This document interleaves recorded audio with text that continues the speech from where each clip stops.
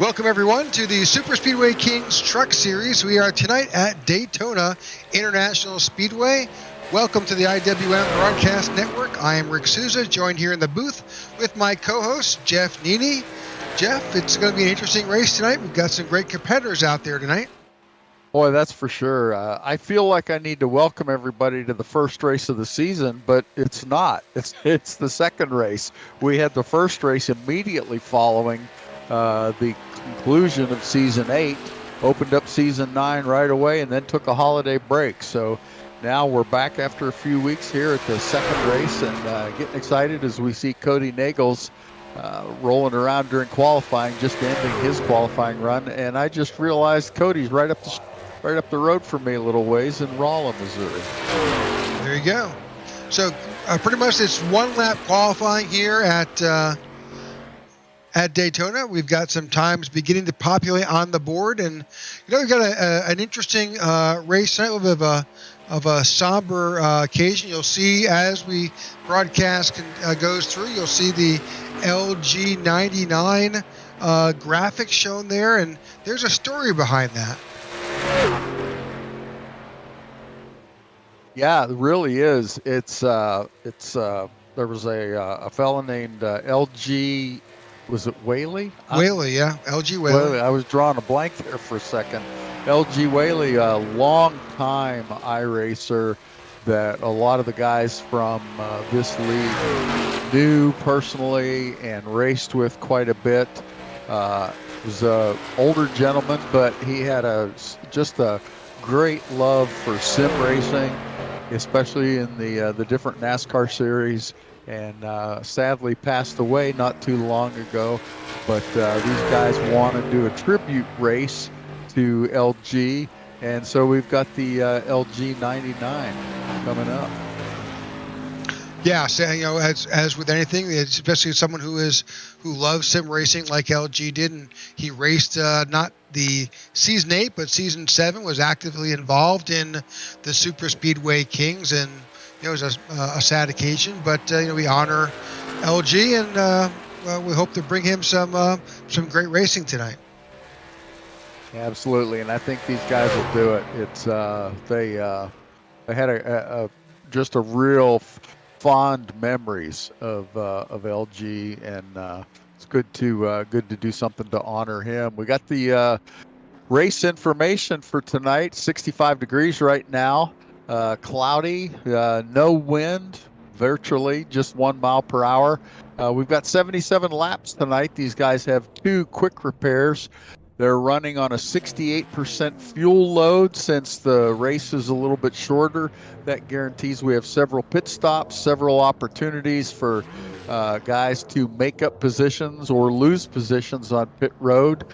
Unlimited tires, and we have the provision to have 2 green-white checkers should we need them. Well, hopefully we won't need them tonight, but we'll see how it goes. We've got 77 laps of high banks here at Daytona. You'll definitely see 2 wide, sometimes 3 wide here at Daytona. Yeah, it's going to be an exciting race tonight. I love to watch these guys. You and I are broadcasters for this series, but I'm a fan all at the same time. I love to watch these guys run the super speedways. They just do an exceptional job of it, and looking forward to seeing what kind of a show we have from them tonight. Well, it's about to get ready. We'll be gridding up here momentarily. The grid has been set. Gary Jenkins got the pole, 51.3.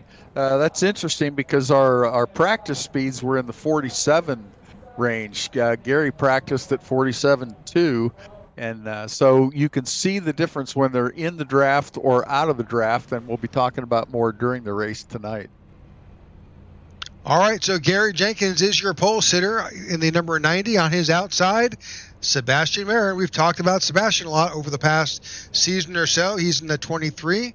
On the inside, behind Gary Jenkins, Steve Korosak in the 027. On his outside, Gabe Butler in the 88. On the inside, Zachary Lima in the 5th position, the 22. And on his outside, Charles M. Johnson in the 9. In 7th, J.D. Crowe in the 5, and on his outside, Richard Sanchez in the 501. And in 9th position, Dean Wilkinson in the 55, and in 10th, B.K. Anderson in the 32. And 11, Cody Nagels. We saw him during his qualifying run a little bit ago in the number 6 alongside Everett Lane in the 24.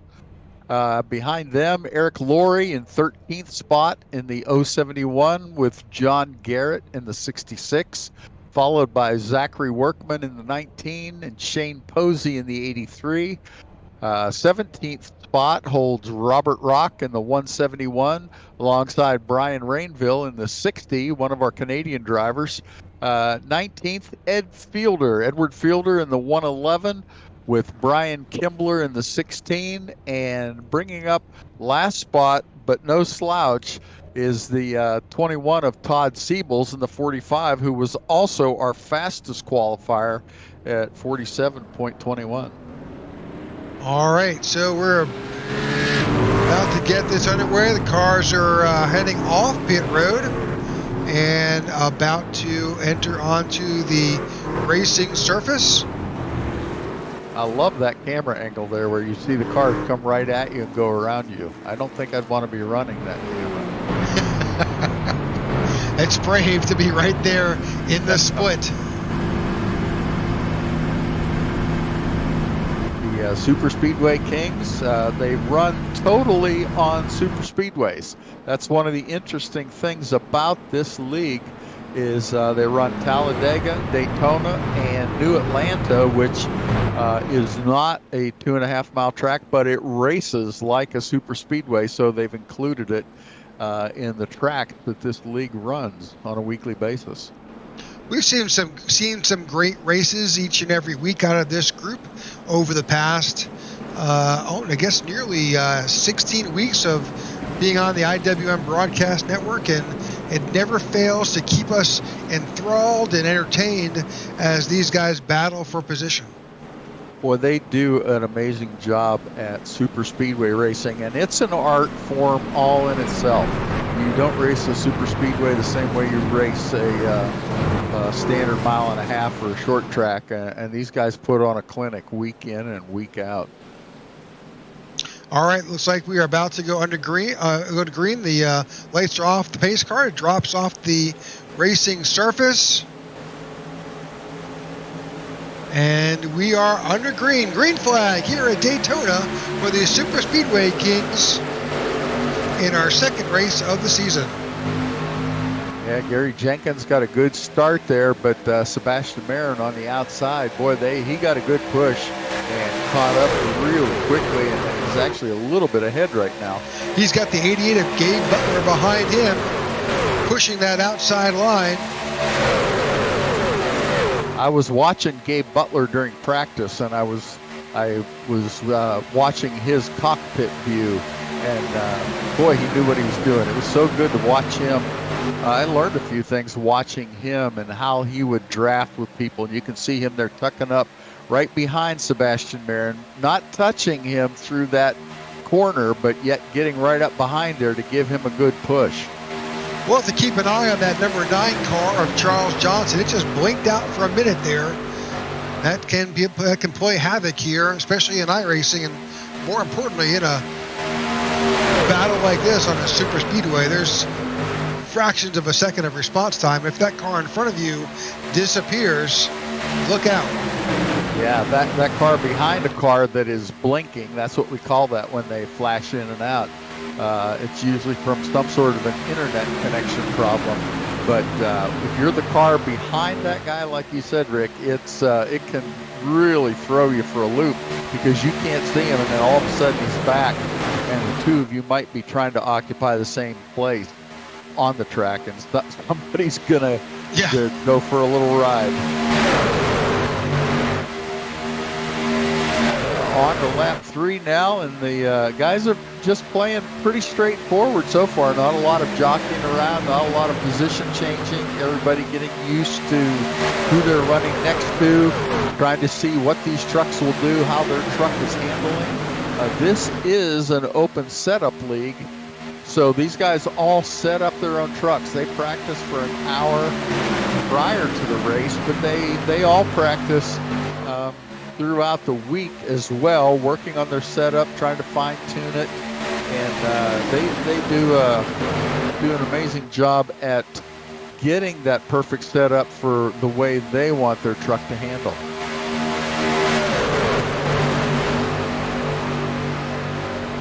Great demonstrations of just how difficult it is as these trucks battle nose to tail, bumper to bumper, as they go through double wide here. Yeah, you can see a few of the guys hanging back. I don't think it's that their trucks are slow, but one of the strategies that we see in super speedway racing is if you can't be at the front, go to the back and just hang out. Because a lot of times in early races we've had several yellow flags, especially here at Daytona, where the track is a little tighter and a little bumpier. And some guys have the philosophy that I'm going to hang out at the back and try to miss the wrecks. And then when we get to the end, and I'm gonna put it in gear and go for it at that point in time. Yeah, with the engine package in these trucks, you can catch back up if you have at least a drafting partner or two. Yeah, and that's the key. You hit the nail right on the head, is making sure that you don't get left out. If you get left out and you're running by yourself, not in the draft, all of a sudden you're going to be 4 to 5 seconds a lap slower, and you'll get lapped pretty quickly here. Well, right now you're seeing pretty much that lap time here with this pack that we're in now. That lap time is somewhere in the sub 48 seconds, 47.7 time frame. Whereas if you're by yourself, you're running in 50 plus. Yeah, 51. Most of the guys were running the high 50s into the 51s. One or two trucks running 52s by themselves, but big speed difference. So that's in the early going. That's the biggest thing, is if you're going to hang at the back, be sure you do not lose the draft. So here at Daytona versus Talladega, there's two real lines. There is that low line, there's that high line. We have seen people try to go 3 wide here. It's possible. It is high risk, high reward. So yeah, so far it seems like the guys are holding in there. I don't see anybody that's lost the draft yet. So that's a very positive thing. But the 90 of Gary Jenkins and the 23 of Sebastian Marin just keep trading that lead back and forth, depending on whichever line has a run. You can see Sebastian Marin out there in front now. Love that in-cockpit view that we had there. And 90 of Gary Jenkins now pulling up alongside. The inside line always seems to get a bit of an edge. Ooh. And we got a little bit of too much of a bump there. Yep. That 90 car definitely got a little sideways and caused the 88 of Gabe Butler the 23 of Sebastian Marin to move up a bit to avoid getting doored. That would have been certainly a bad day for somebody. Or being that they're running at the front, that could have been a bad day for a lot of people, because they would have just piled on. I love that Coors throwback paint scheme that the 90 of Gary Jenkins running there. You remember that as a Bill Elliott Thunderbird paint scheme? Oh yeah, it looks a little different on the truck, but still recognizable, isn't it? It sure is. So here we are, lap 8, about to be lap 9 here at Daytona with the Super Speedway Kings. Got 77 laps to bring you here, and things are beginning to get a little dicey as these guys begin to figure out how they can get ahead, change positions. It's starting a little different than the last Daytona race we had. It seemed to be they mixed it up a little sooner than this. We're 9 laps in now to, if we stay green, probably about a 25 lap fuel run. But everybody just very calm. They understand you can't win this race in the first few laps, but you can certainly lose it. and everybody trying very hard to just mind their P's and Q's, do everything right, nice, orderly, neat, and get to the midpoint of the race, and then they'll start to mix it up. You saw the 9 car of Charles Johnson back off a little bit. That certainly impacted that run that you saw with the 23 and the 88 there. Without that pushing partner, or at least that draft partner behind it, it tended to impact them a bit. However, Charles and that draft have caught up, and they're right there, and you see that has influenced the 23 in being able to nose out ahead of the 90 a bit on that outside line. But still, we are nose to tail as we work our way around this track at lap 10. Yeah, it seems like 2 cars can definitely go faster than 1, but once you add 3 or 4, it just really gives that lane a big boost and a big push, and they're able to get a run. And right now you can't see it as much when you've got both lanes that have everybody tucked up to each other's bumpers, but once you get some separation out there, then you'll start to see, like right now, that outside line moving forward. Sebastian Marin and Gabe Butler pulling ahead. Now the 90's going to get a little bit of a run here on the inside as they go through the turn. So our calculations is around lap 25, Jeff, for yeah, approximately lap 25. We'll see. You know, sometimes guys will short pit, try to do a little fuel strategy. 25 lap is interesting because 25 laps, if you go 25 every time and stay green, that's just a little bit shy. 3 fuel runs, and you're still 2 laps shy of the 77 lap length of this race. So maybe some of these guys will try to push it early on and see if they can make it on that 3-stop strategy. But boy, they really got to get good mileage. The leaders, I don't think, will be able to do that because they've got to keep the pedal to the floor the whole time. They're just running wide open. It's the guys behind them that are feathering the throttle, lifting a little bit, getting back into it, things like that. They're getting a little better mileage, so they may be able to play some fuel strategy. Now you got guys moving now. You do. Steve Korsak has pulled a move. He moved up to the outside line, wound up in front of the 23 of Sebastian Marin, and they came up together, and he dropped in front, and Sebastian got in behind him, and they are just moving down to the low line and just leading this field. Yeah, that was a great move there. Very simple, but yet very, very effective for those guys to get a run. Now Gabe Butler on the outside getting a run, and he's pulled into the lead for a little bit and then lost it and now has it back again. So we'll find out through the evening that it's about the same time that we call somebody in the lead, then somebody else passes and everything gets jumbled up. But if you watch that tower on the left side of your screen there, you can keep track and don't have to listen to us. That outside line's got Gabe Butler, the 9 of Charles Johnson, the 501 of Richard Sanchez, and I think the 32 of BK Anderson is the 4th car back in that line. On that low line, you've got well, now that Gabe has moved up, so again, it's jumping up. So Steve Korsak and the 027's down below, 23 of Sebastian Marin's behind him, the 90 of Gary Jenkins sits behind him, and the 22 of Zachary Lima behind him as well. So yeah, there's a lot of changing of positions now. It's beginning to get a little dicey as these guys are looking for their best running partner and the line to be at. We are 15 laps in. We should start to see green flag pit stops in about 10 laps. That's right, and it'll be interesting. You can see it happening already. See how the inside line has gotten very long.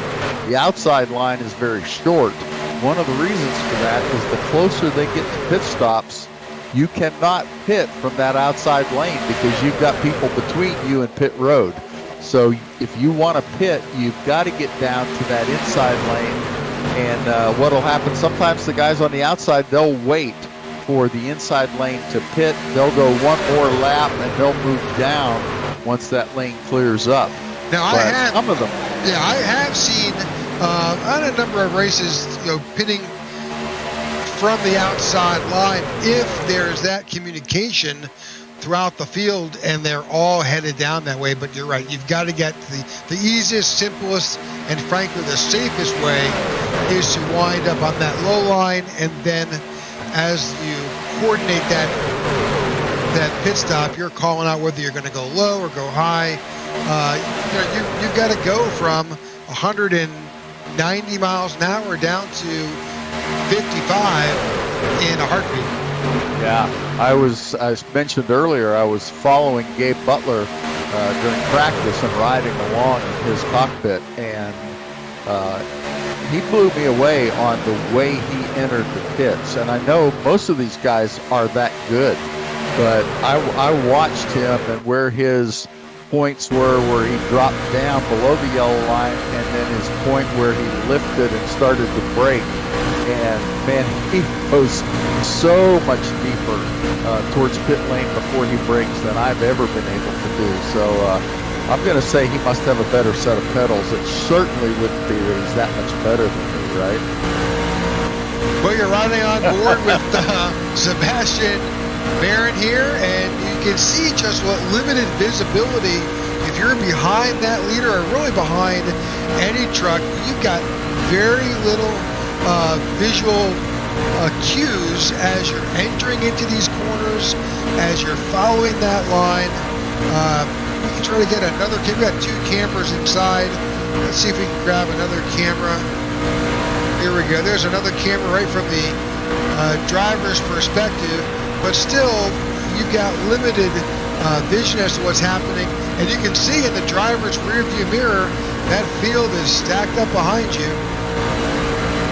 Yeah, it is. It's unnerving unless you've got a lot of experience in super speedway racing, because like you mentioned, drivers cue either a mark on the track or a mark on the wall or a light tower or a billboard or something like that. And especially when you're back in the middle of the pack and you've got multiple trucks in front of you, it makes it very difficult to see those cues. I know myself, I cue off of that double yellow line quite a bit when it's time to enter the corner. And man, if I'm following somebody close and they're hugging that yellow line, it makes it very difficult. And you go 5 or 6 feet beyond what your point of turn in is, all of a sudden you're going high up into that next guy. Oh, there we go. Pit stops already, lap 19. Whoa, somebody cut down from that was interesting. Wow.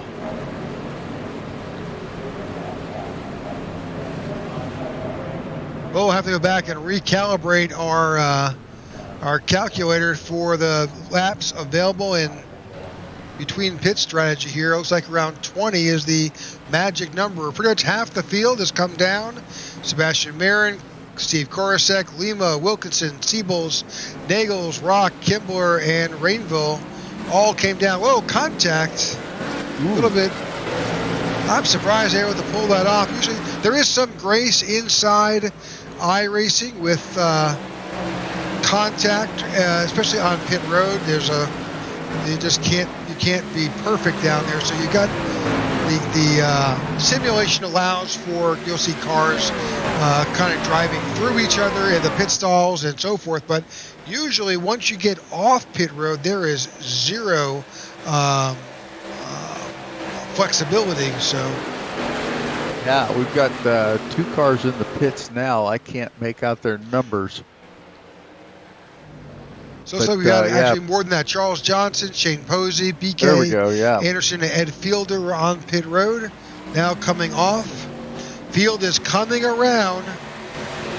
Yeah, they're going to be coming around right as those guys get to them there.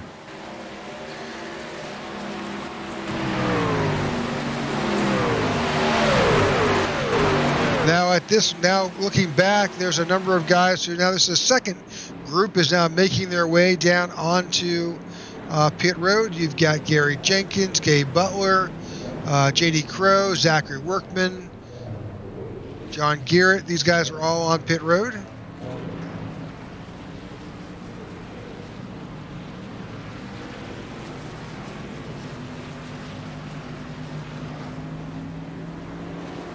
For the most part, that is basically 2 tires and a full tank of fuel as these guys are working their way off and trying to do their best to stay ahead of that pack. Yeah, this will spread out that field quite a bit. So that was a first green flag pit stop. Whoa, yellow flag. The yellow flag is out. I think we've got something with Dean Wilkinson. We'll go back and try to bring that up, but the caution is out here on lap 22 with the Super Speedway Kings here at Daytona. That's always the risk of a green flag pit stop. You get a lot of cars moving around in different ways, and they all of a sudden, oh, there it is. Yep. It looks like he may have got a little bit of contact with the 027. Yeah, he tapped it just ever so slightly. Yep, right there in the trial a little bit. Rear, yep. That is a tough spot because those rear cars get a big run right there. And yeah, he sent the 55 for a ride. Looks like he caught the inside wall and then maybe the little bit of the retaining wall there. That's not good. Yeah, plus he's got engine damage, so he's going to probably have to go in and use one of his 2 quick repairs. Those fast repairs are a real blessing in iRacing because they allow you to get into a mix-up like that. In this case, Dean Wilkinson, no fault of his own, but he got spun, and now he'll be able to go in, use that fast repair, and get back out and still be able to compete. Hopefully he won't lose a lap while we're under this caution as he tries to get caught up. Well, it's our first caution of the night here on lap 22 for an incident involving Dean Wilkinson. But right now we got a couple of guys on pit road, JD Crow and Zach Rubin, Richard Sanchez. A lot of guys are coming in. We'll just try to jump down to there. Yep, you saw the 23 going in right there along with several other trucks. Those guys have already pitted, but they're going in to top off their fuel just to give them those few extra laps should we go green for quite a while.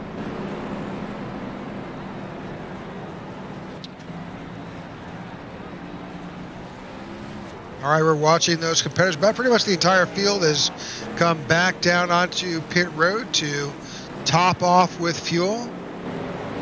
There was a great example of that flexibility that you were talking about, where or freedom we may call it, where the 022 or 027 rather drove right through the truck that was in front of him. I think that was the 23 of Sebastian Marin. And it's while they're on pit road, iRacing gives them that ability to just drive through one another, not make contact. It's very, very tight down on pit road, and you can't see in these cars quite as well as you can in a real live race car. So iRacing gives the drivers that extra benefit of not colliding, not getting damaged on pit road. But once you're off pit road, then be careful. All right, looks like our control car for this restart will be Gabe Butler. I believe on the outside will be the 5 of JD Crow. Gary Jenkins in the 90 will be sitting behind the 88 of Gabe Butler.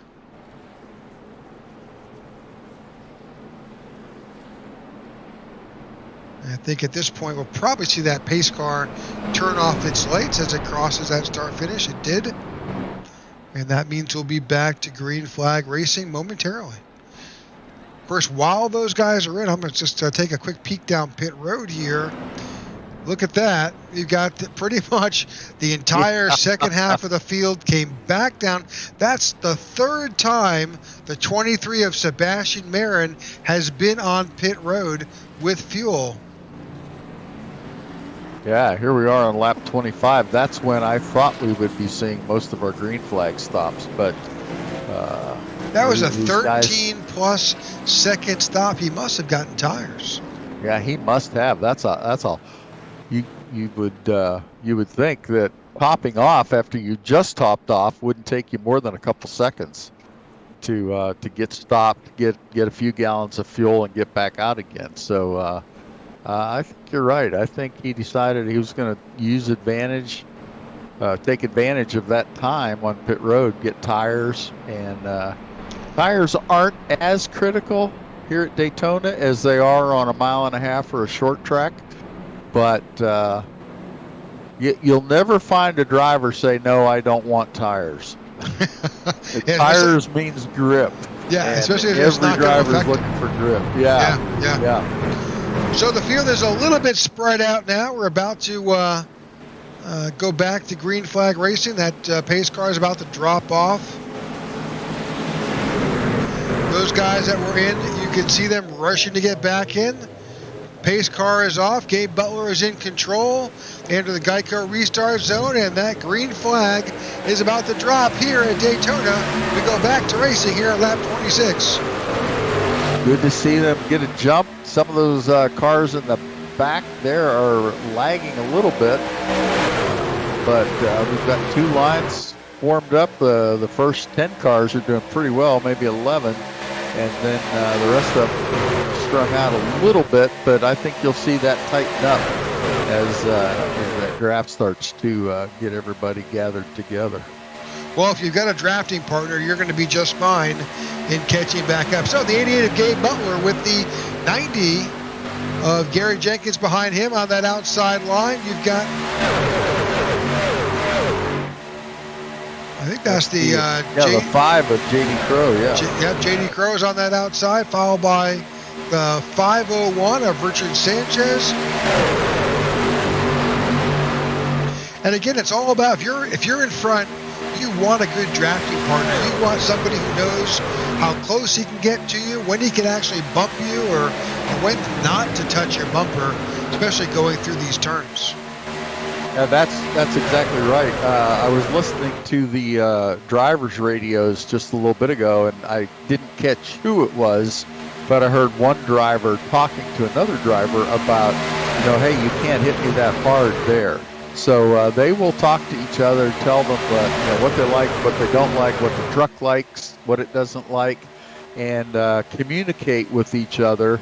None of these guys are dirty drivers. They all really want to race clean and race hard and do a really good job of doing that. So I think communication is a big key in making that happen.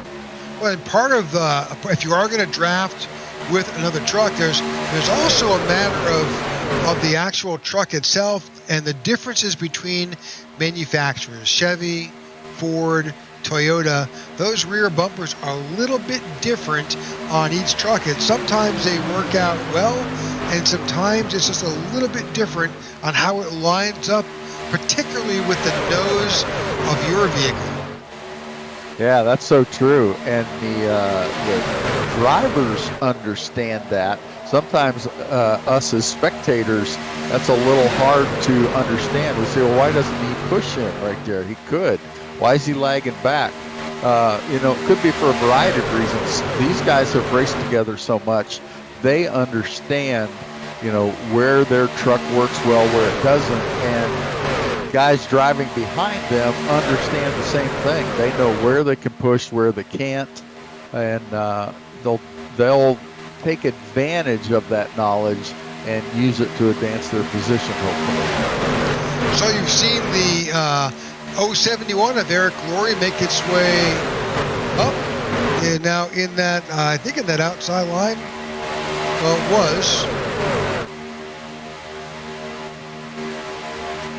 Everett Lane just came on the radio and talked about somebody popping wheelies behind him, and that's one of the things that we see when the truck starts to blink or has an internet issue. Sometimes it actually looks like that truck is doing a wheelie. It'll stand straight up on its back wheels and then take off again. Sometimes it'll just disappear entirely. I was running a race the other day and had somebody disappeared for 5 seconds, and then all of a sudden, boom, they're back. It's very disconcerting to the people driving behind them. And so the guys will talk about that. They'll tell each other that, hey, watch the 17 or whatever truck number they're talking about is blinking or doing wheelies or whatever words they use to describe it.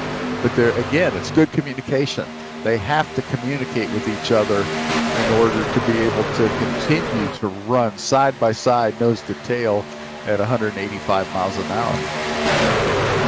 Yeah, so we saw the number 9 of Charles Johnson experiencing some of that earlier. Saw a little flash here and there. I thought it was the 83 of Shane Posey, but I could be wrong. But so far, here we are, lap 31.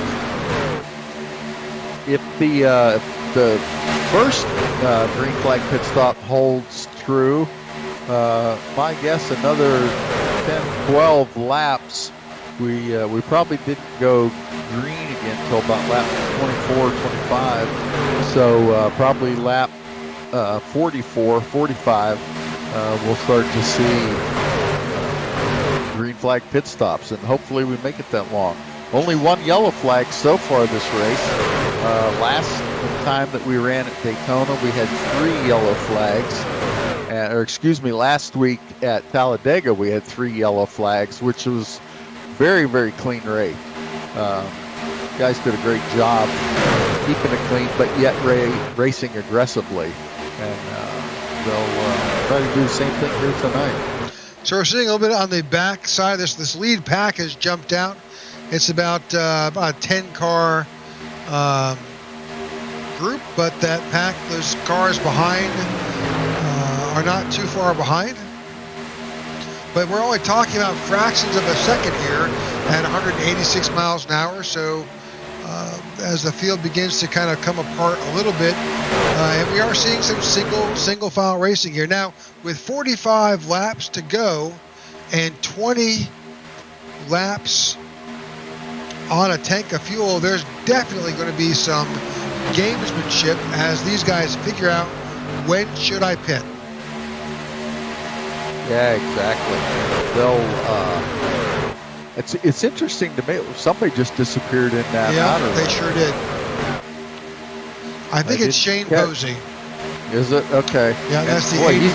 There he is back again now. Yep. So unfortunately, is that Brian Rainville that's behind him has got an eyeful. Let's see if we can ride along with Brian Rainville.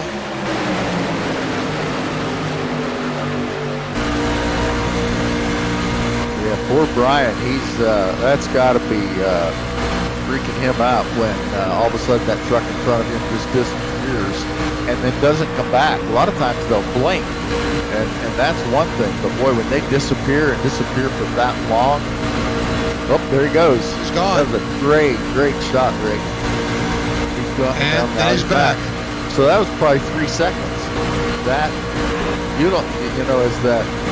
as that following driver, Brian Rainville there, his tendency is going to be, hey, there's a gap, I can tighten up.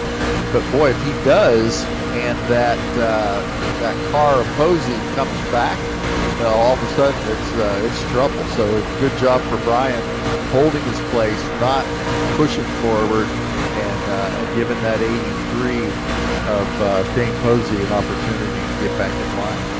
Well, and also, I'm not quite sure about the programming within the algorithm within iRacing, but if that car drops out, I think it does affect the aerodynamics of Brian Rainville, and it may affect his speed. I'd be curious to see more about that. That's a great point. I'd love to find out that information too. Well, it seems to be stable now. We've gone a lap or two, and nothing. He may just have a intermittent internet issue on his end. Now we're back to 5 trucks in that outside lane, so that will, if they can get it tightened up, that'll help them get a good run on the guys on the inside. Well, we thank you for tuning in to the IWM Broadcast Network. We think that you're able to join us tonight for these Super Speedway Kings. But if you enjoy iRacing and if you enjoy this type of Super Speedway racing, I ask that you take this opportunity to hit that like and follow. And you can catch us each and every week here on Tuesday nights watching these guys, as well as on Wednesday nights. The IWM Broadcast Network broadcast the Tech for Troops Cup Series, and feel free to join us there. We'd love to have you, and we've got some great racing going on there, and love to see you. And take this opportunity if you'd like, chime in, send a comment, follow your driver, and let us know you're out there. And if you have a question, we'll do our best to answer it in real time during the race. Yeah, all of a sudden, everybody on the outside lane has dropped down or dropped back. That's interesting to see what's going on there right now. We've gone to a single file, which you don't see these guys do very often. But, well, I think there may have been an incident further on back in the field. I could be wrong, but I thought I saw the 45 of Todd Siebel's may have come in contact with the outside safer barrier. Again, I could be wrong, but I thought that, and that may have broken up the field a little bit. Yeah, I saw that same thing, but I couldn't see the truck number from where I was looking at the time. But yeah, that 45 truck is back there a ways right now. I thought there was some incident as well with the 071. We'll go back and see if we see anything. But that being said, and that's the benefit, the great part about these trucks is that you can catch up. If you're running with somebody, you can make up that gap and work your way back up and stay right there with the leaders. Yeah, absolutely. The only caveat to that is that if you get into something and get damaged, then all of a sudden your truck. This is such an aerodynamic heavy track that if you have a ding or a dent or twisted metal a little bit, it can slow your speed down and make it difficult for you to keep up. That orange truck just made his way to the back, went down to the apron, and then dropped all the way to the back. So you're watching. Oh, that's the. Big move! Uh-oh, big move! Ooh, 32 into the wall. Big wreck here on lap 40.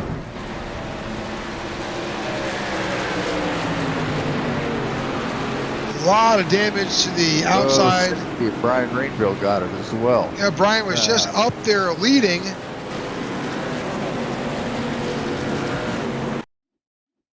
Yeah, Brian was having a real good run tonight. That's try to get a better view from the tail end, I think, of BK Anderson's. Let's go back to a far chase here. Watch the 32, Jeff. That's that red truck right there. We'll run regular speed and. Oh, it looks like net code. Brian looks like Brian came up, didn't touch him, but iRacing thought he was going to. Yep, we'll go back at quarter speed, but I think you're 100% correct here.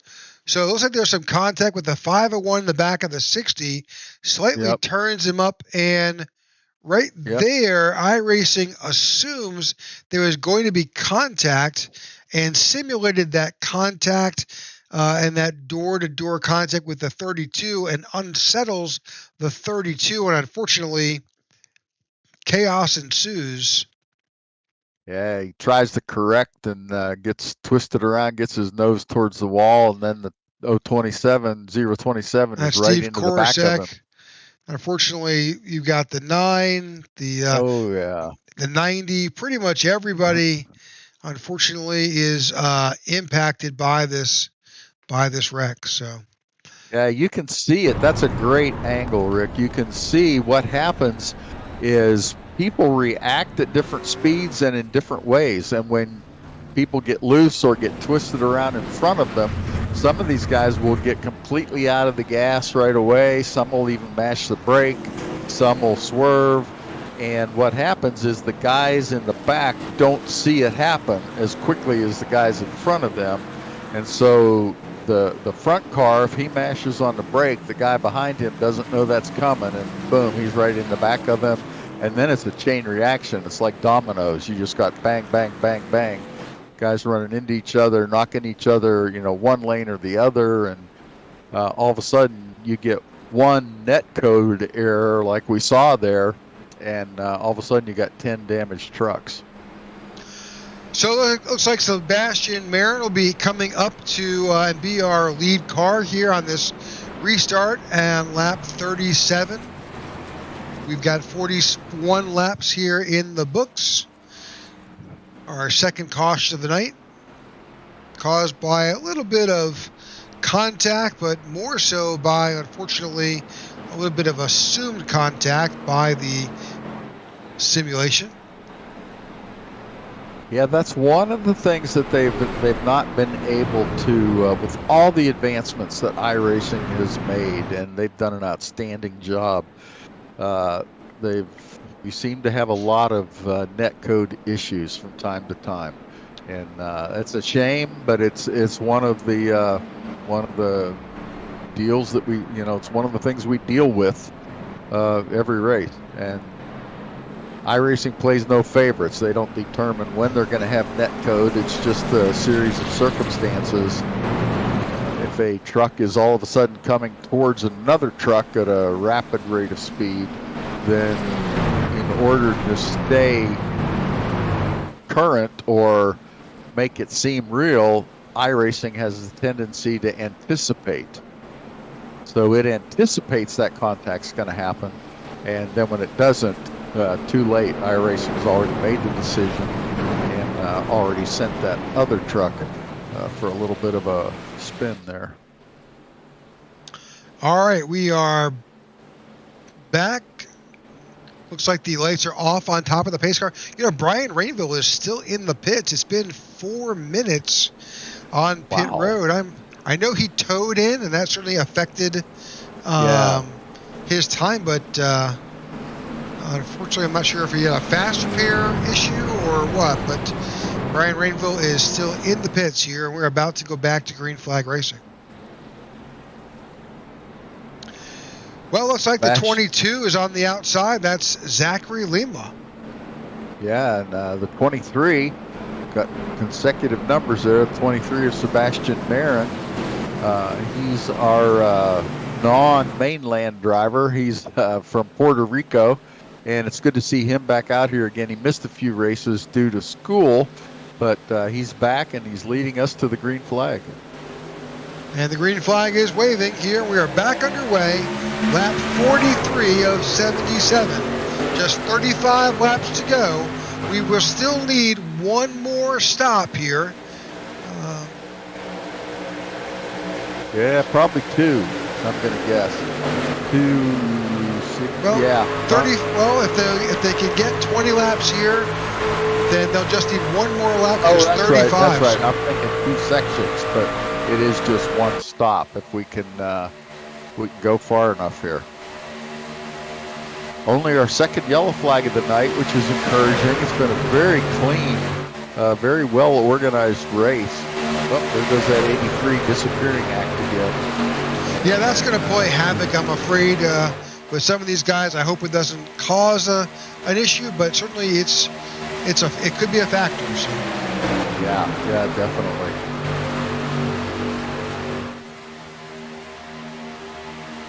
Again, that inside lane, a little bit longer than the outside lane, which gives it a bit of an advantage. But right now, you got those first 3 cars on the inside that are tucked up pretty good. And then you start getting some gaps in there. But I think on this back straightaway, hopefully, they can tighten that up. So you've got the 6 of Cody Nagel showing us the way on the inside, followed by the 5 of J.D. Crow, and behind J.D., the 88 of Gabe Butler. The 501 of Richard Sanchez tucks in behind him. That outside lane is the 23 of Sebastian Marin and the 22 of Zachary Lima. It's good to see Cody up there in the lead tonight. He's got a good running truck. He's doing a good job positioning himself and getting to where he needs to be using correct strategy, and it's working out for him. got the 23 leading the outside lane, that Sebastian Marin truck, and they've got three trucks all tucked up together there, and doing a great job.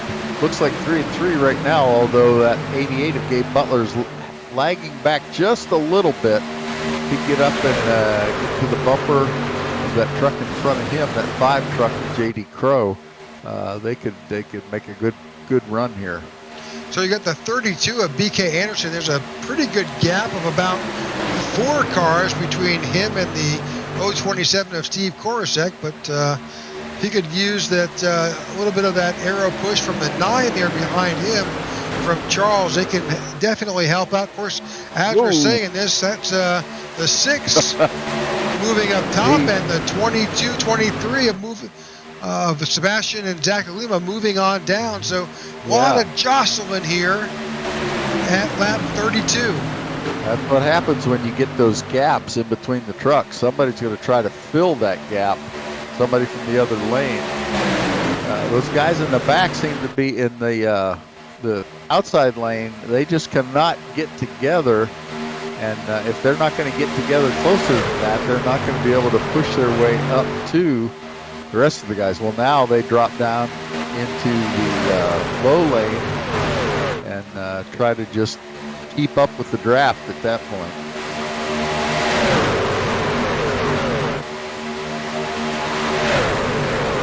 There's 27 of Steve Korosek up in the lead now. Diving down to the low line. Yeah. The low line is where everybody wants to be. Unfortunately, that has kind of orphaned the 32 and the 9. That's BK Anderson and Charles Johnson up on that outside line. They're looking for some help. There's a little bit of help coming from behind, but it could be a while before that truck moves up to pick up that outside line. Yeah, I think you'll see some guys part way back maybe jump out of that lower lane and get up there and try to catch up to that 9 truck and see if they can be a part of pushing to the front. Well, the problem is those guys in that lower lane are tucked up together so well. There's nowhere for anybody to come down except unless you're leading that charge on the outside.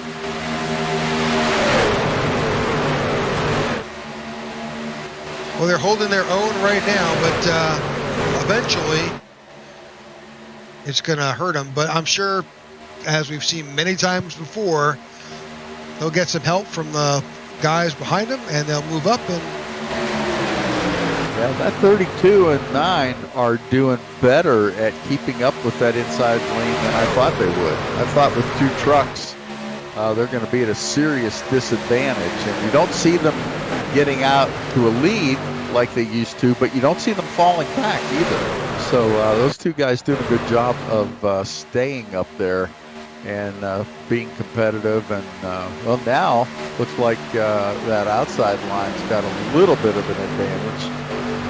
Yeah, that 32 BK Anderson was up in the front. Now he's dropping back as we get into the corner.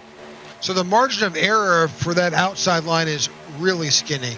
He's the 9's behind him. The 9's going to got to stay tucked up tight behind that 32, because every time he slips out or pokes his nose out, even though he's probably doing that to try and catch a little bit of cooler air, because these trucks, if you've applied tape to them in an aggressive manner, you will overheat.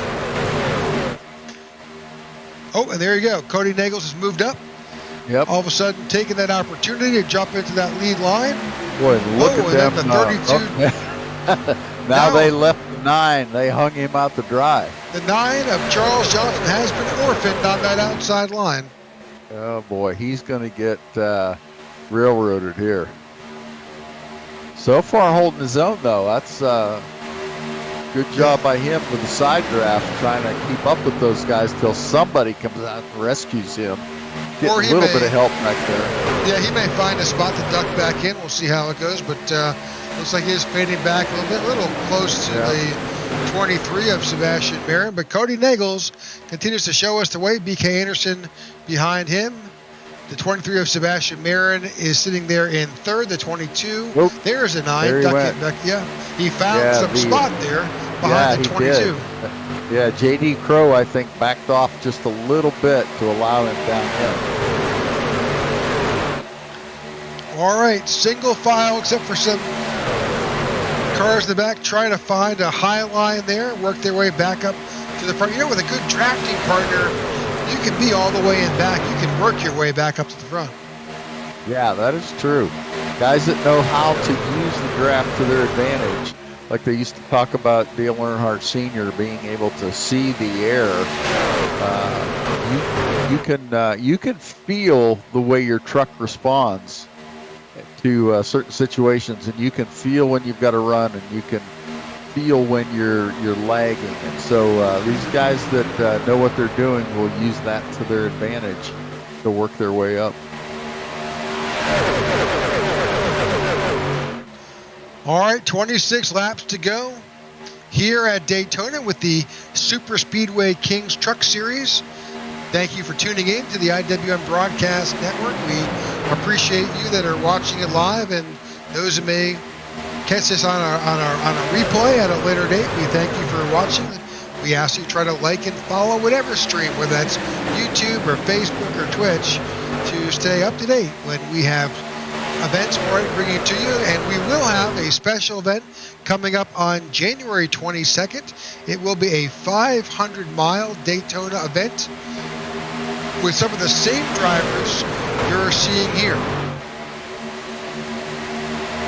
We'll get that's more. Going to be a fun day. I'm looking forward to that race. Yeah, we'll get some more details out. Stay tuned, follow along, and we'll get you start times and information so that we can bring you that information. We are roughly about 10 laps from a green flag pit stop, I think, if my math is correct.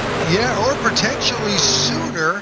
They pitted last on lap 40 or 41, so lap 61 would be the right play, but there's always a chance once they get past the minimum number of laps, or a number of laps where they can make it. You may see guys short pitting to get in.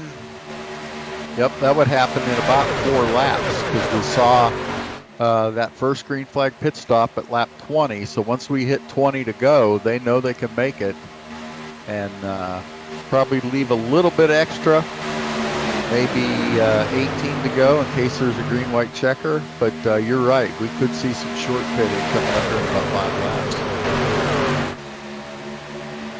All right, that outside line has reformed. That's the 19 of Zachary Workman in that Instacart, followed by the 55 behind him. That 55. Trying to get a read on that car number, driver. Oh, that's the lap car. That's Dean Wilkinson.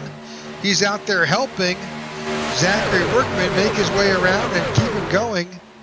And the 45 is behind the 55. That 45 is Todd Siebels. Yeah, I'm trying to figure out. Gabe Butler is falling back a little bit. He's back there behind J.D. Crow. Gabe's in the 88 truck. Gabe's our season champion from last year, so obviously no stranger to super speedway racing. Just kind of bide his time. There's still a little bit of time left. No need to get in a worry yet. But down to 22 laps to go. That would put us at about lap 55. It's time for these guys to start thinking strategy in a new way, trying to figure out, okay, where do I pit? Do I have teammates I can pit with? They can't just go and pit by themselves. They need to pit with a partner, preferably multiple trucks at the same time. So you'll see some of these team guys like the Bootnaka team or TW Motorsports that have several guys in their team that are working together, are talking in Discord, which is a private radio channel for their team, and they'll be making a plan, talking among themselves right now. When are we going to pit? When are we going to go? That type of thing. So it's going to get interesting here, folks. 21 laps to go. All right, Sebastian Marin, the 23, continues to show us the way. Zachary Workman on the outside. Cody Nagels behind Sebastian. Here we go. We're just talking short pitting. Wow. Yeah, there they are. 21 to go. Man, they really short pitted. Well, really with 20 to go, but right when we thought they would, they're not worried about a green-white checker, or they know they have enough reserve in there to handle a green-white checker. You know, with the damage I'm still seeing on some of these cars, Jeff, I'm wondering if there was quick repairs available tonight. It said on the info page on iRacing, it says fast repair limit 2. So unless something got wonky, they should have had fast repairs. We haven't had enough yellow flags, only had 2 so far. And I didn't really see if anybody was using any, but I assume that they have. Although, you know, we've got Dean Wilkinson, who's 2 laps down. Brian Rainville, we saw go down, and I don't think he's come back out on the track. He's 17 laps down now. Yeah, he did not come back out. So I'm guessing we're going to see this top 4, Siebels, Workman, Fielder, and Rock, will all pit together. They're the only drivers currently on the track who have not pitted this time. Yeah, Todd Siebels, the 45, leading the way right now, was also our fastest truck in practice, so we know he's got the speed to be able to do it if he has a good dance partner there in that, I think it's the 111. Oh, now he's moved up a lane. Yep, so 3 wide there, wow. Whoa, there they go. Big wreck up at the front. Well, that's not good, because that was a number of guys who are sitting on pit road. That is going to mess things up for the field.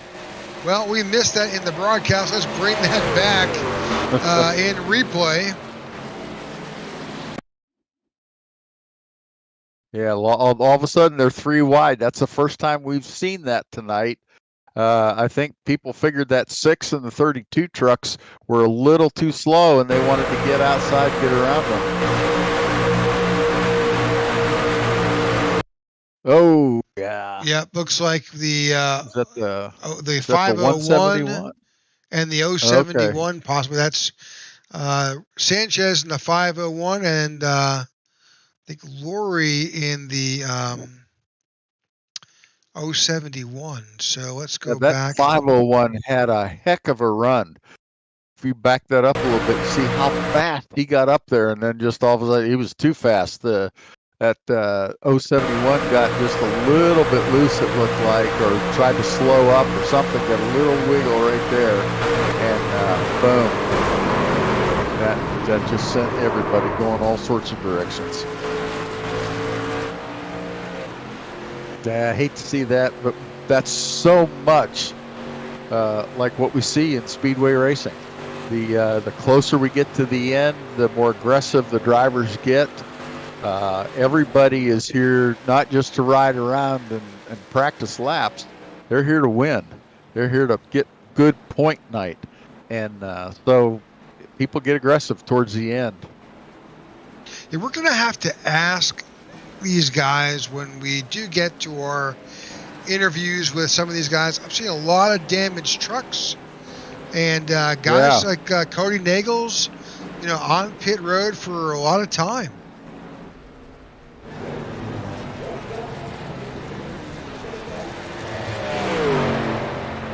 Yeah, I don't understand that, but you may be onto something there. There could be something within iRacing that fast repairs aren't working. Now we've got a lot of guys a lap down now. Sometimes that's just due to the fact that their truck was damaged enough they had to tow. But we've got 4 trucks 1 lap down, 3 trucks 2 laps down, along with Brian Rainville and John Garrett, 2 trucks that are out of the race. That's a shame for Brian Rainville. He was having a good night. We saw him up there in the lead at one point. Yeah, he and then was got leading taken out in the wreck. Yeah, till he wasn't. that's exactly what happened. All of a sudden, he's feeling real good about himself, and then all of a sudden, he's Victim going, of "What the heck circumstance. happened?" Yeah. Well, here we are, 16 laps to go, third caution of the night in the Super Speedway Kings Truck Series. Our second race of the season here at Daytona. We just had a big one, per se. Big wreck involving a big number of drivers who are currently either at the lead or about to lead, in addition to a couple of lap drivers, but that has certainly shaken up the field. Yeah, Gabe Butler is our leader, so that truck that is in front of him would be, I'm trying to see the number. That's on the 22. 22 truck. He's getting the wave around. Okay, yeah, that's Zachary Lima. There he goes to get back at the tail end of the field again. Good for him. That will keep him on the lead lap. And Gabe Butler, who I was just wondering about, I just talked about him just a little bit ago. Where's Gabe? He's back in 10th spot at that point. Well, now through a little exchange here on the track and some pit stops, he's all of a sudden found his way back to the front. All right, lights are off on top of the pace car. That means one thing. We are going back to green flag racing here with 14 laps to go when they cross the line. They've all got an opportunity to, for those guys who are out there, to fill their tanks. And if they have the chance to take some tires and bring us back for probably an exciting finish. Yep, see some of those guys running down on the apron just trying to save fuel ounce by ounce. And then you'll see them, a lot of these guys will be driving along. If they feel like they're low on fuel, they'll drive along, they'll shut the truck off and coast. Then they'll pop the clutch and start it again, do the same thing over and over. Do that several times a lap. While we're running under caution here, they can sometimes, save. Sometimes during a green or a yellow flag pit stop, you can save upwards close to a gallon of fuel, and that's going to help them immensely. All right, pace car has dropped off the racing surface. Gabe Gutler's in charge, and Gabe is sending them off. We are back under green with 14 laps to go here at Daytona. Great start.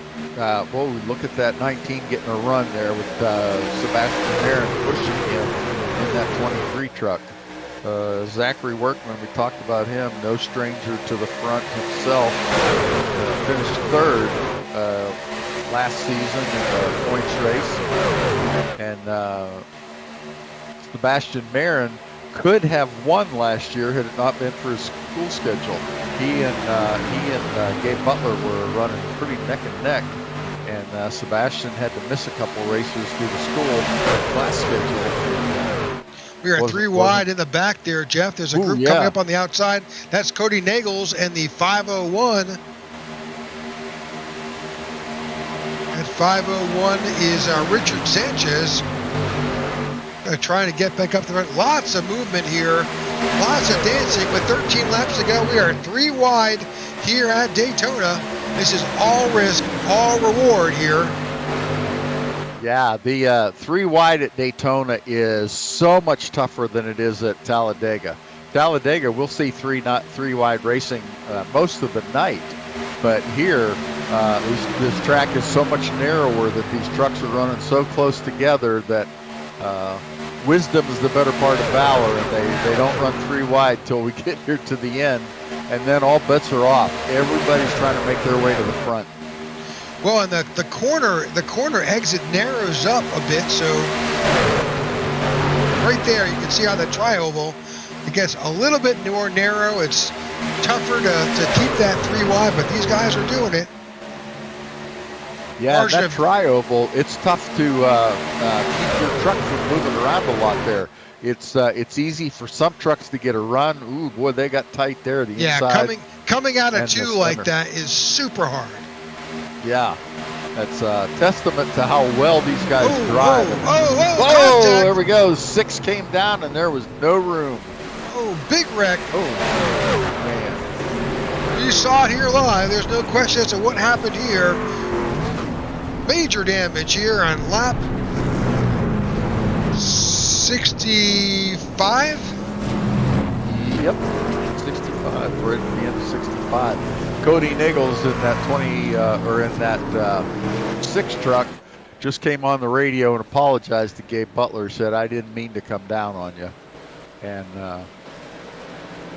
yeah, it kind of ruined both of their days. You can see that 6 truck's pretty messed up there. I hope he has a quick repair left. Let's go back and try to find Cody Nagels here, get a better shot. He's in that outside lane there, Yep. that white and black truck. He may have thought he was clear to drop in front of the 19 of Zachary Workman. Yeah, you can see they start going down, and yeah. Oh, boy. Yep, he did not realize the 88 had a good run, and unfortunately, that just collected everybody. Yep. And that's what we talked about earlier. The guys behind don't see that happening, and then all of a sudden you see them all piling in. Boy, you see that? Is that the 83 truck there? Yeah, that just was Posey. Goes for a ride. Yeah, Shane Posey, he's the truck that was having internet issues earlier. He got a ride even bigger than that wheelie he was doing. Well, the 88 just got completely tore up. Same with the 23, major damage to the Sebastian Mirror, the 501. They're still piled up here. Oh, yeah. So, there's the 88 up on top. Yeah. You still see guys coming in quickly there, man. 88's on pit road right now, along with a few other guys. 501 heading out. He just got his repair, so that worked for Gabe. There must have been something earlier. I'm not sure what was going on, but he was able to use his quick repair. So with 10 laps to go, our 4th caution of the night, a big pile up with a number of drivers running 3 wide here at Daytona.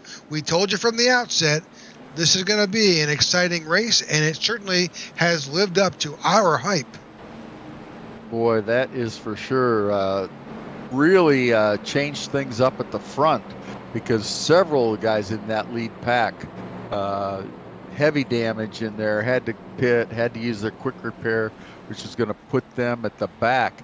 Speaking of quick repair, one of the things that happens, I think sometimes when you get 2 quick repairs in a race, sometimes that's worse than one, because you're tempted, you get a little bit of damage early on in the race, you're tempted to use one because you still have one.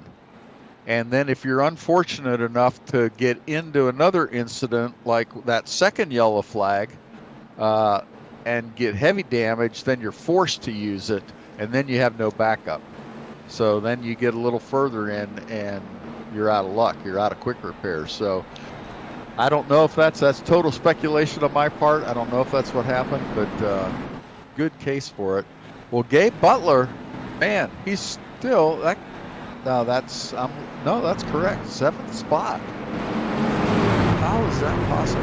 Well, he went in and got his quick repair. Now, a number of guys are a lap down from position 12 on back. Those guys are at least a lap back. That's Charles Johnson, the 501 Sanchez, Kimbler, and others. So he is kind of towards the middle of the pack. He was able to just go down. He did not tow, so towing adds an additional amount of time. He was able to restart his truck, make his way around, get his quick repair, get some fuel back in that truck, and get back out. And no waiver rounds here, so boy, when they go green, the lead trucks are going to be behind lap trucks, which is going to make this interesting, because for Gabe, now it looks like he's up there now. Yeah, I think that's all shaken out. You got Steve Korosek in the 027 is now our control car. Zachary Workman will be on the outside. Zachary Lima will be tucked in behind, and BK Anderson on the outside. Robert Rock is in 5th. Gabe Butler 6th and 6th. You got Eric Fielder, Siebels, J.D. Crow, and Gary Jenkins there. That's your top 10. Sebastian Marin sits now in 11th. He is the last car on the lead lap. Yeah, that 111 of Fiedler is lagging back for some reason. All right, we are back under green flags. Here we've got 8 laps to go here at Daytona and with the Super Speedway Kings, and this is shaping up to be an exciting last few laps. Boy, it sure is. 2 wide now. Let's see if they get 3 wide. You got 3 trucks together in that outside lane trying to catch up to those 3 trucks on the inside, soon to be 4. Got that, let's see, which truck is that? The yellow Ira, is that the 83? It's up there, I think. So you've got on the outside line, you've got the 19 of Workman leading that outside line. Well, we are now 3 wide here at Daytona. That's Gabe Butler back up on the outside, looking for some help.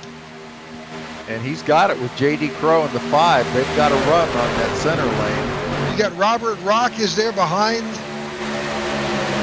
He's moved out a bit. So the 027 is our leader. Korosek, Lima, BK Anderson behind him.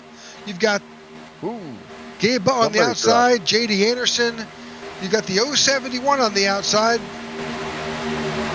Or the 171, sorry. That outside lane's got a run. They are coming, and coming fast.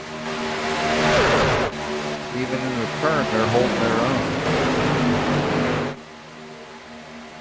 Now they've got another run again on this straightaway as we come into the tri-oval. They may stall a little bit. There you see them stall, but now they'll get another run. Once they get through 1 and 2, they should have a good head of steam on the backstretch. So that's Butler, Crow, Workman, Sanchez on the outside. Inside, Korosek,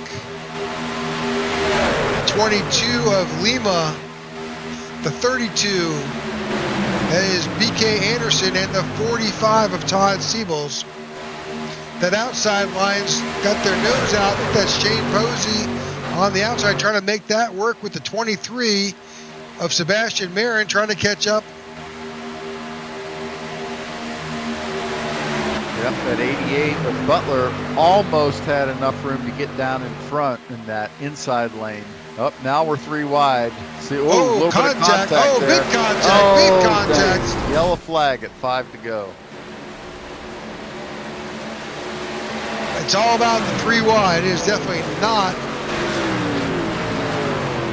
Yeah, you're not right. Easy. That's why we don't see 3 wide here at Daytona nearly as much as we do at Talladega. And you'll see a great example of this shot right here. 83 gets a little tap, and then he's up into the outside wall. And I'm not sure if the 99. No, that's the 501 tag the 19. Yeah, but I'm not sure why. Well, what you see here is the 83 and the 501 right there get together. Yep. 83 backs out of the throttle a bit. Unfortunately, that puts him into the safer barrier. In the meantime, the 501 just backed up just a little bit. Yeah, I would have thought that the 501 would have lost speed from that contact, but it looked like he actually gained speed from the draft. It looks like the 19 tried to get into that spot because he was on the high spot, on the high side. And didn't realize the 501 had a little bit of a run because he was clear right there and still clear when he starts down. But 501's coming up on him, and boom, there you see it. Unfortunately, that spins him, it hooks him around, and then collects. And boom, the 90's right. You know, he can't slow down fast enough. Matt just tags everybody. He goes for a big ride. Goes airborne. And the 19 plays pinball and gets pushed around a bit. So, all right.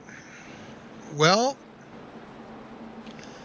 So the couple trucks in the lead are still up there. The 88 of Butler, the 27 of Korosek, the 5 of J.D. Crow missed out on that contact back there and was able to stay up along with the 22 of Lima.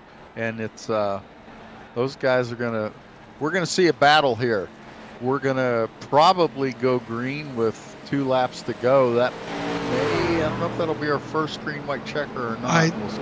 Yeah, I think it's gonna be that. The 16 of Brian Kimball just got a wave around, so he's getting a lap back.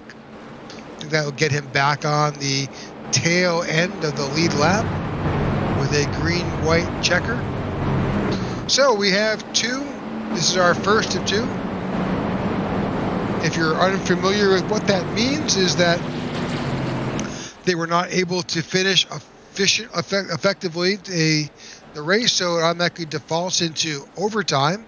NASCAR's version of that is what we call a green white checker, which means at the green flag, the competitors will go around, hopefully all clean, no yellow flag comes out. The next flag they'll see will be the final lap. The white flag will come out, and after that, it's game on. Whatever happens, happens. If there's a wreck, it doesn't matter. Whoever crosses the line first is your winner. Yep, it's been exciting these last 15, 20 laps, and I have a feeling these next 2 are going to be just as exciting. These guys, everybody out there wants to win, and you've probably got maybe the first 4 to 8 positions that are capable of it. Obviously the guys in the front have a bit of an advantage, but boy, it all depends on your dance partner. Who are you drafting with? Who's your partner? Who's your buddy? And if you can get somebody to tuck in behind you and stay on you, then you can outrace everyone to that checkered flag. Well, and you can't lose sight of the fact that that great dance partner who's there at the drop of the green flag and up to your final lap is looking to dump you, well, not physically dump you, but to bail on you, and he wants that checkered flag as much as you do. So you got to play a little bit of offense and a little bit of defense if you're up there out in front, as Gabe Butler will soon, I'm sure, demonstrate to us. He's going to have the 027 of Steve Korosek, I believe, on that outside line. He's going to have the 5 of J.D. Crow behind him, and then the 22 of Zach Lima on his outside. So anyone, and we saw the 23 at the back of the pack. Now that 23 is sitting right there around 8th. Anybody on this lead lap has the potential, depending on what may happen in front of them, to win this race. Yeah, you bring up a great point. Right now, your common sense would say, well, Gabe Butler's in the lead. He's got the best shot at it. But the 5 right behind him, J.D. Crow, is going to push Gabe as hard as he can push him until it's time for him to try to take the lead. And then you're right. He is going to bail and try to get out there in front of him and beat him. Now, they are on the same team. Gabe Butler and J.D. Crow, both part of the Bootnaka team, so they may stay together. This is going to be really interesting to see how this shakes out. Well, we are back under green here at Daytona. 2 laps to go. Gabe Butler continues to bring us down, staying out front on that low line. You've got the threat on the outside. That's the 027 of Steve Korosek. He's got a good pusher in that 22 of Zachary Lima. Yeah, that outside lane, nobody there, I don't think. Well, we are 3 wide now on the backstretch. We are here again, tempting the fate here of the 3 wide gods. That is who? Sebastian Marin leading that 3rd lane with the 19 of Zachary Workman behind him. Yep, and those guys know what they're doing. They finish high in these speedway races. Okay, final lap. Whatever happens, Jeff, happens here. The 88, the 027, the 23 lead each of these lanes here, all looking for a good push. Yeah, right now the 88 and the 5 are winning that push battle. Here we'll see if the other 2 lanes can make a run for it. 23's got a run. He's coming up, but I don't know if he's got enough to get there. He's trying. He needs another dance partner, too. Is not as fast as 3 of these low lines are packed. 4 or 5 cars deep. Oh, contact, wrecking. Gabe Butler. Gabe Butler is the... Gabe Butler finishes. That outside lane was the safest place to be. The 23 of Sebastian Marin and the 19 of Zachary Workman escaped that carnage in that last lap. Wow, that was something. You so often see a yellow flag right there at the end because everybody gets so aggressive. It's every man for himself. But that 5 stayed tucked in behind Gabe Butler, kept him out in front, even though he ended up having to sacrifice his truck unwillingly, I'm sure. Let's go back and take another look at that incident. We're on the backstretch, 3 wide. A little bit of moving and shaking. That's the aero here affecting these drivers. We'll pause it as soon as we see the makings of this wreck. There it is. Yep. Looks the like 5 JD went up Crow. the track a little bit, just ever so slightly. But those 2 lanes were running so close together that he was up into the side of the 22. That is the 22, isn't it? I have a hard time reading I that think one. he actually nosed into the Coruscant and nosed. He basically took out 2 with 1. We'll see how that. Trucks with 1. Did he come down? Well, let's just let it unfold in front of us. So he's there. He's tight bumper. So he drifts up just a little bit. You're right. He got them both. Well, no, that 22 truck moved up on his own to try to miss what was happening in front of him. You can see the 5 almost touch him right there, and then 22 moves up to try to get around it. But then the 5 loses it to 23, and the 22 tangle. 23 comes out of it okay. Yeah, that's very interesting. That's let that run a little bit here at quarter speed. You can see that the luck here, the 23 weaves his way through, a little contact, really using the 22 as a buffer, hangs on. Save. Man. The 19 right there, it weaves its way through and crosses his way. So that's your Wow, your what finish. A finish. Man. That was so good. So exciting. Wow, heck of a finish. We're waiting for the official race results to come through. We'll post those momentarily. There's a lot of carnage and fun all at the same time as Gabe Butler celebrates his victory.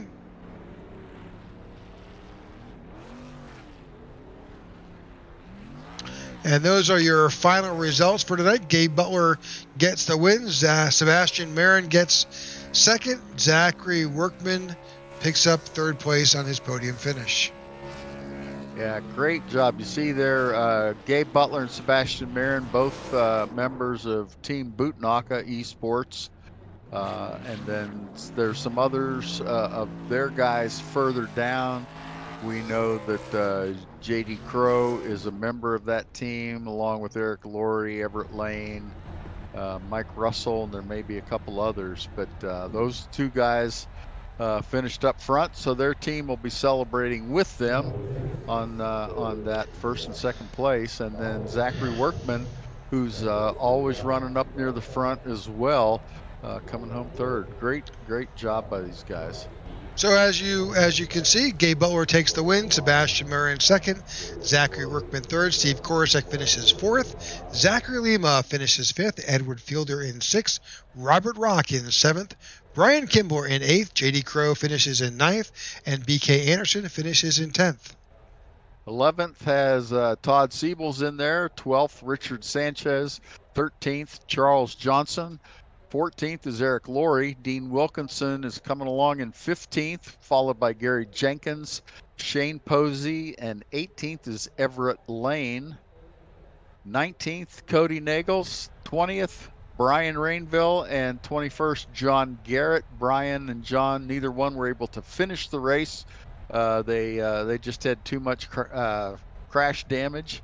But great race tonight by all these guys. Well, as we wait for these folks to enter our waiting room, we'll give you another announcement, an update, as we had talked about earlier about our 500-mile event for our Daytona. That goes green at 2:30 Central, 3:30 Eastern Time on Sunday, January 22nd. We will bring that to you here on the IWM Broadcast Network, and that is the Jimmy Crowe Sr. Daytona 500. Yeah, I am looking forward to that one. It's a race that Jimmy enjoys putting on. These guys plus many others are going to be racing. We have a full field for that, or pretty close, don't we? We do. All right, so I'm going to see if I can bring in Zachary Workman here. Zachary, congratulations and welcome to the broadcast booth. Hey guys, how's it going? It's going well. Great. Man, that was an exciting green-white checker there at the end. Yeah, caution before we got into it, and we were back in like 10th or 11th, or how many cars were here, and I didn't have no friends, so I'm like, I hope Sebastian goes up to this third lane, because I'm like, he knows how to get to the front, so I'm going to follow him. So that happened, but we didn't have any help really up there, so we were just kind of like riding up there. I'm like, oh, okay. And then they wrecked. I don't know how they did. They just wrecked. I'm like, oh. Well, and you can go back and watch the replay. You'll figure that out pretty quick what had happened there. But hey, you know what? You were you were in the right place at the right time. Yeah, it's usually the third lane dies, like every time when there's a wreck in the front of the field, like everyone just comes up and kills the third lane. I was just kind of expecting it, and then when my truck was still straight, I was like, oh, cool. And so I kept on my foot on it and got third somehow. Didn't deserve that, but got through. We saw that third lane just never really materialized tonight, and it seemed like every time it did, then somebody get into the wall or somebody get into somebody else, and then that would just kill it for the next several laps. Yeah, there's a smaller field here tonight, so it wasn't like a lot more willing participants going to the third lane. I knew I was just riding around for a while. But yeah, if we had more trucks there, I probably would have been a little bit more three-wide action. It's not like Dega; it's tighter here at Daytona, so the third lane is kind of harder. Well, definitely the risk is much higher here than Dega. Oh, for sure. Yeah, Dega you can go like 4 wide, kind of no problem. But here it's 3 wide's pretty tight.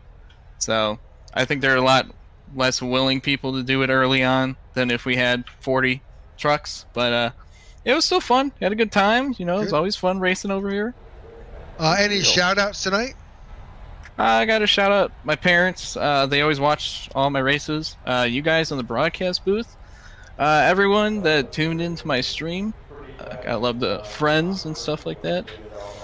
Jimmy Crowe. I know that he's like retired now and passing off SSK, but we're still going to race here. We love Jimmy Crowe. So, you know, got to shout out that guy. And my girlfriend, she slept like 90% of the race. And I woke up for the last 10, so she saw the most exciting part. There you go. And, good. Yeah, I get to. That's awesome. Go ahead and celebrate. Yeah, absolutely. Yeah. Well, if you don't mind hanging around, we'll bring Sebastian in, and it's kind of like what we're doing here. We're kind of giving everybody a chance to hang out, and I guess it's our podium interview. So. Oh, sweet. Sebastian, congratulations! Welcome to the broadcast booth, and you're also joined here with Zach. So, congratulations! Oh, thank you very much. That was an exciting finish, Sebastian. Tell us, you were kind of in that third row, you and Zach both. But tell us what happened there and how you made it through it. That was one of the best saves I saw all night long. To be honest, I don't know how I made it through. I just kind of saw my teammates get involved and slide up to the track, and I'm like, well, I'm not gonna lift here. It's the last lap, and I somehow made it through a gap. And then at that point, I was just fighting it. I didn't want to lift because I was worried that some cars would get a run or whatever. So I was just hanging on, wheeling it full throttle still, and somehow made it through. And coming out of 4, I look behind me and I see the workman made it through as well. So I just parked it in the middle to stop him from trying to make a move. But I have no idea how I made it through that. I still haven't got out of the car and looked at the replay. So I don't know. When you get to look at the replay, you'll see that was a significant save. Yeah, I mean, we were able to watch it in that far chase, and you can see that, just those small changes, you kept it going straight enough to be able to save your second place finish. But congratulations on that. Great race overall. Were there some issues, and I could be completely wrong? We saw a number of guys with, even though you had two quick repairs, we saw some early retirees and some guys we didn't think they had gotten into any earlier incidents, but just knocked out of the running. Yeah, I think maybe a little bit of frustration. Being a smaller field, maybe the motivation for some drivers was a little lower than usually is. But yeah, I had no issues. I had both of my fast repairs until those last 10, 15 laps where I got involved in those wrecks. So had no issue there. So I don't know. Maybe some of them had some misfortune and didn't feel like finishing the race. Fair enough. All right, any shout-outs tonight, Sebastian? Yeah, I'll give a shout-out to Del Cup. Zach, Steve, Cody, BK. We're all running together there tonight. I'll give a shout-out to you guys for putting on this broadcast. We usually watch these races back just to have some fun. And I'll give a shout-out to Jimmy for putting on this league. It's always a blast. I love the trucks. So here's to next weekend. Sounds great. If you don't mind, you're welcome to hang out here in the broadcast booth as we bring Gabe up into the booth. Absolutely. Gabe Butler, congratulations and welcome to the broadcast booth. Well, hey, gentlemen, how y'all doing? We're good. And just so you know, Sebastian and Zach are here as well. They're hanging out with us and. Sorry about that. Yeah, we're being held prisoners here. Well, congratulations on your win. That was an exciting. Really, the first 20 laps were a clinic in. Well, I guess the first half of the race was a clinic in how to draft 2 wide, nose to tail, and very few incidents. Pretty straightforward, relatively conservative, and then it was a different race. Yeah, I think some guys miss practicing their pace laps, but I mean, it's the trucks at Daytona. It is what it is. I mean, we can always do better, but unfortunately it happens in these things more often than not. But I think overall it was actually a pretty good race. Oh, it was a great race to watch, and I know Jeff and I both enjoyed it, and as always marveled with the skill you guys demonstrate, especially in your changing from lines and working your way through the pack. So congratulations on that. I appreciate it. I think super speedway racers don't get enough credit. I mean, it's a lot more skill than just going around an oval. I mean, it's a chess game. I mean, you got to get your pits right. You got to get your pushers right. So, I mean, there's an awful lot to it. It's more technical than people give it credit for. And, we got a bunch of good drivers in here. They're well used to that type of stuff. But, again, accidents happen. But nature of the beast at super speedways. Yeah, Gabe, I was telling the audience at one point there, during practice, on my iRacing rig, I sat in your cockpit and watched your laps as you were practicing by yourself and in the draft. And one of the things that blew me away was the way you pit. You mentioned it just earlier, how important it is to pit just right. and you were able to stay in the throttle as you get off onto pit road. And I know a lot of these drivers can do the same thing, but much later before you lift and get onto the brakes than myself when I race it. And so I just marveled at that, and marveled at how many guys in this field can pit that way.